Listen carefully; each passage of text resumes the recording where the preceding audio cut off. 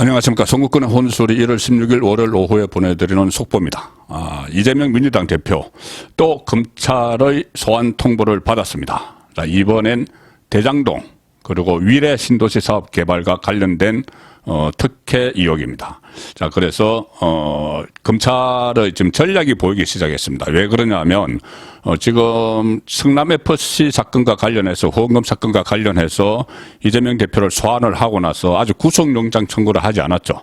자, 그런데 구속영장 청구 성남지청에서 하지 않은 상황에서 이번에 서울중앙지검에서 이재명을 다시 소환을 했기 때문에 일전에 한번 제가 말씀드린 묶어서 영장 청구를 하는 구속영장 청구를 대장동과 성남FC 이 사건을 하나로 묶어서 구속영장을 청구를 하면은 영장 발부 확률이 높아지고 법원에서 높아지고 또 국회에서 체포동의안을 처리하는데도 민주당이 상당히 부담을 느끼기 때문에 그것이 검찰의 신의 한 수가 될 수 있다.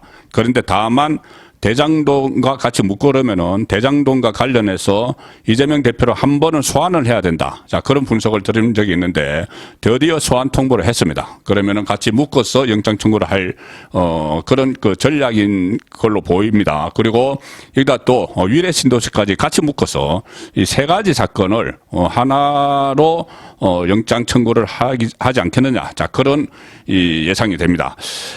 일단 오늘 서울중앙지검 반부패 수사 1부와 3부 두 곳에서 동시에 소환 통보를 했습니다.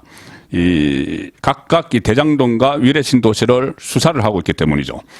설 연휴 이후에 일단은 설 연휴 이후에 당장 이번 주가 지나면은 설 연휴가 시작되니 설 연휴 이후에 검찰 조사를 받으라.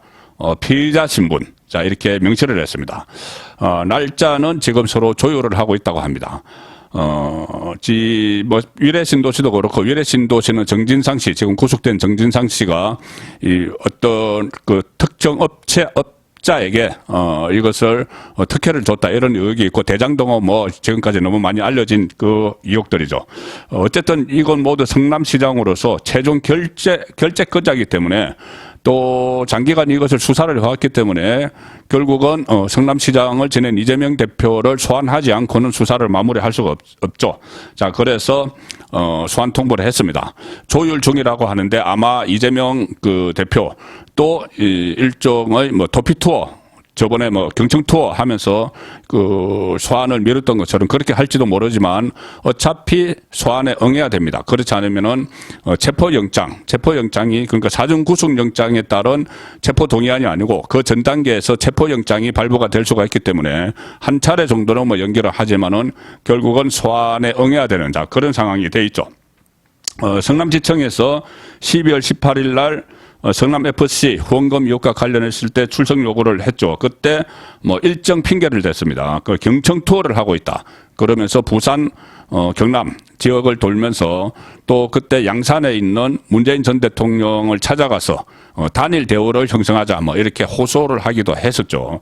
자, 그 상황에서 지금 대장동 의혹과 관련한 검찰의 조사가 지금 마무리 단계에 들어갔기 때문에 성남FC 그 후원금 의혹과 묶어서 구속영장을 청구를 할 텐데 일단 범죄 구조가 유사합니다. 여기 또 뭐 지금은 위례 신도시까지 다 같이 하겠죠. 범죄 구조가 유사한 것이 뭐냐면은 이재명 대표가 성남시장으로 있을 때 시장이 가지고 있는 인허가권을 이용을 해서 악용을 한 거죠. 그래서 민간업자 또는 그 업체, 사기업에 대규모 이익을 몰아준 그 구도가 비슷한 거죠. 시장으로서 가지고 있는 인허가권을 대장동 사건 같은 경우는 김만배를 비롯해서 민간업자들에게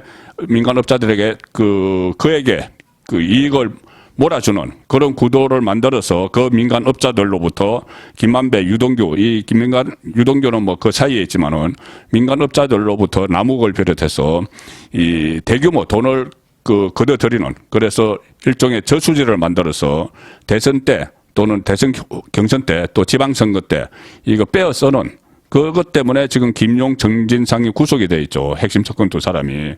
자, 이 민간업자에게 선거 자금의 저수지를 만들어 놨다. 그리고 지금 또 뭐 그 천화동인 1호 소유주가 실소유주가 이재명이다. 자, 이런 이야기까지 지금 나오는 상황이죠.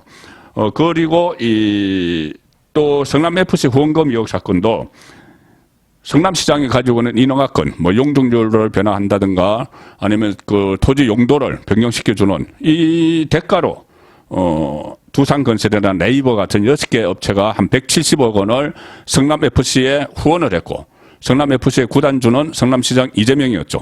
그 후원을 했고 거기에 따라서 제3자 뇌물죄로 지금 소환조사를 받았죠. 정치적인 이득을 취한 겁니다. 이재명이. 그래서 한쪽에서는 선거자금의 저수지를 만들었고 대장동에서는 이 한쪽에서는 이 정치적 이득 성남FC에 후원을 하도록 해서 그리고 그것을 할 수 있게 만든 것이 이 성남시장의 가지고 있는 권한이다. 성남시장의 인허가권이다. 자, 이 구조가 유사합니다. 여기에 물론 뭐 미래신도시도 마찬가지 구도죠. 정진상이 이 특혜를 주고 어떤 민간업자에게 이익을 몰아줬기 때문에 자 그래서 결국은 이 1+1이 아니고 1+1+1 세 사건을 묶어서 지금 영장을 청구할 가능성이 높습니다. 그렇게 되면은 일단 이 하나의 사건, 성남FC나 대장동 사건, 미래신도시 사건으로 영장을 법원에 청구하는 것보다 법원에서 구속영장을 발부할 확률이 높아지죠.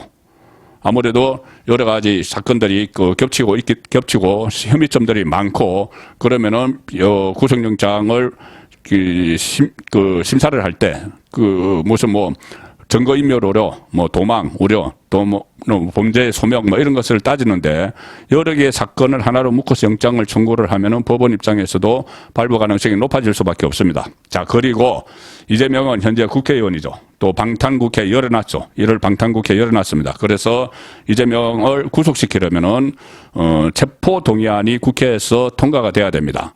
이전에 그 노웅래 뇌물 사건의 민주당 중진위원 노웅래 체포 동의안을 민주당이 부결시켰죠. 일사불란하게 부결을 시켰습니다. 그때 이것은 이재명 체포 동의안의 연습이다, 리허설이다 이런 말까지 나왔습니다.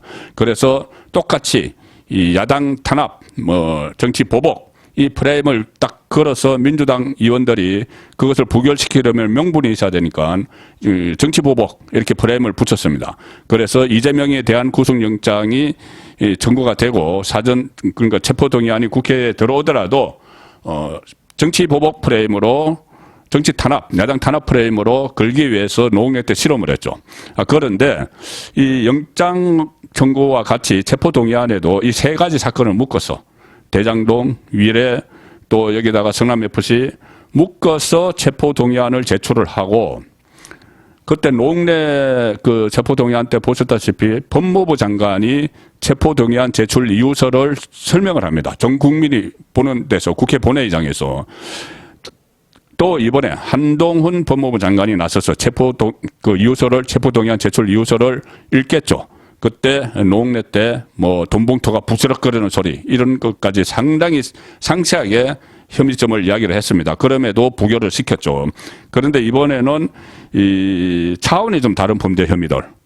한동훈 법무부 장관이 체포동의 이유서를 읽으면서 그때 노웅래가 받았던 그냥 개인이 받았던 이 뇌물, 돈 받은 것 이것까지는 차원이 다르죠. 자, 성남시장이라는 걸 이용을 해서 그 인허가권을 가지고 어떻게 보면 사적 이익을 취하고 또 선거 자금도 끌어내고 이렇게 했기 때문에 차원이 다른데 그것이 한 가지도 아니고 이 세 가지 사건을 묶어서 한동훈 법무부 장관이 그 체포를 해야 되는 이유, 구속을 시켜야 되는 이유를 조목조목 설명을 하면은 자, 민주당 의원들이 어떻게 할까? 또 노웅래 때처럼 일사불란하게 부결을 시킬 수가 있을까? 자, 국민이 보고 있습니다. 하나의 사건도 아니고 대장동 하나가 아니고 여러 가지 사건에서 마치 그 범죄 종합 세트 같은 이런 혐의점들을 한동훈 장관이 줄줄이 나열을 하는데 민주당이 그거 하나도 듣지 않고 그대로 부결을 시킨다? 여론의 뜨거운 역풍, 따가운 그 역풍을 맞게 되겠죠.